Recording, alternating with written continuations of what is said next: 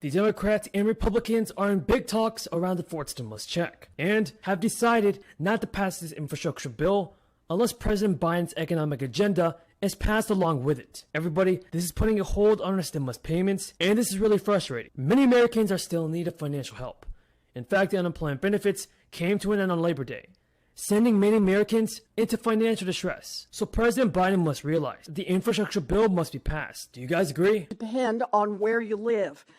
Getting cancer treatments or insulin to manage diabetes should not depend on where you live. Now, through the crisis, Americans who work in certain essential industries have garnered praise as heroes for doing their job. Many of our essential workers are getting additional stimulus payments. Food workers, for example, are about to be rewarded with something previously thought to be elusive for most of us, and that is a fourth stimulus payment. Tens of millions of third stimulus checks went out earlier this year, following the passage of the $1.9 trillion stimulus bill. And now the IRS normally operates as basically a collection agency. So even if it sent out the 3 stimulus checks, child tax credit payments are still being sent out through December.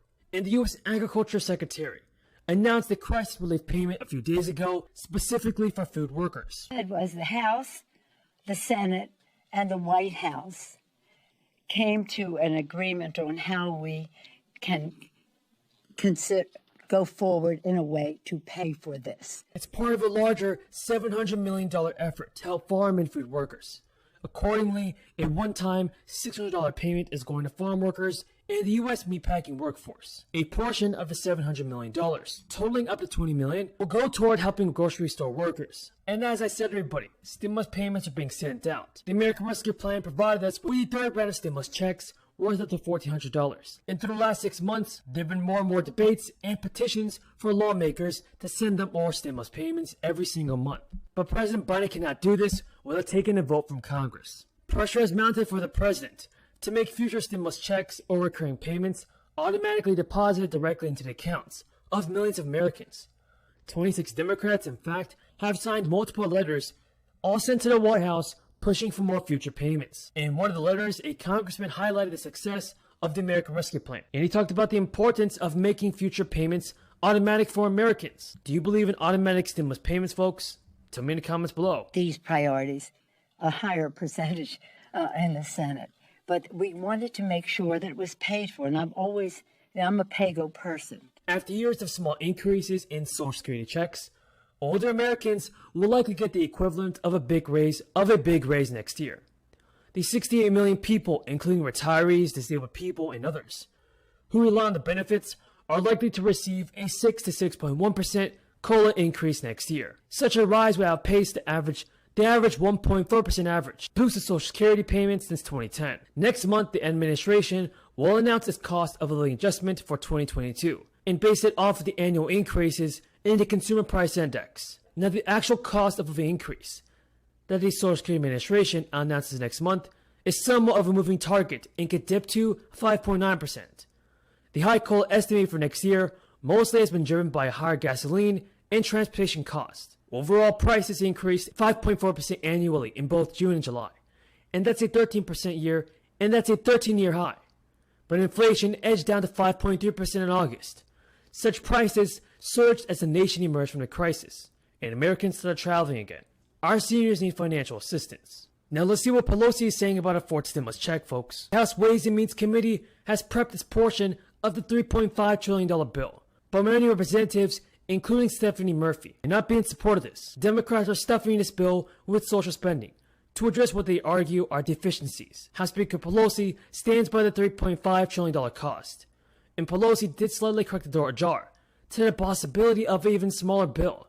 Still, the Speaker has questions for those pushing for a smaller bill, and this is starting to get challenging. Liberal Democrats are pushing Democratic leaders to stick with $3.5 trillion, and moderates are digging in their heels, pushing for a smaller bill around $1.5 trillion to $2 trillion in total. Thank you so much for watching, and if you have any more questions about the fourth stimulus check, leave them in the comments below.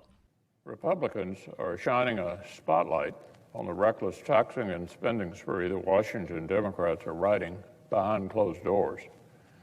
The radical left is pushing in all their chips. They want to use this terrible but temporary pandemic as a Trojan horse for permanent socialism.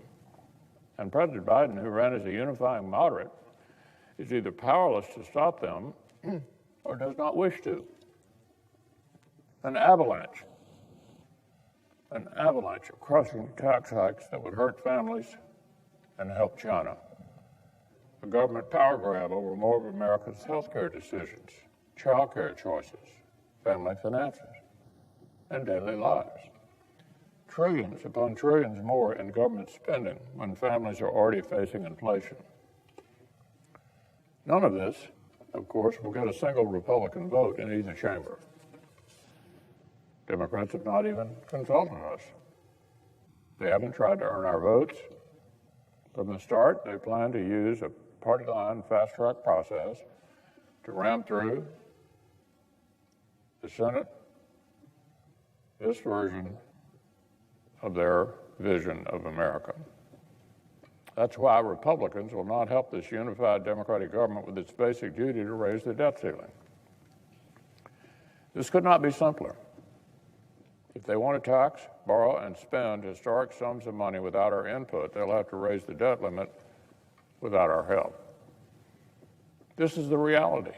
I've been saying this very clearly since July.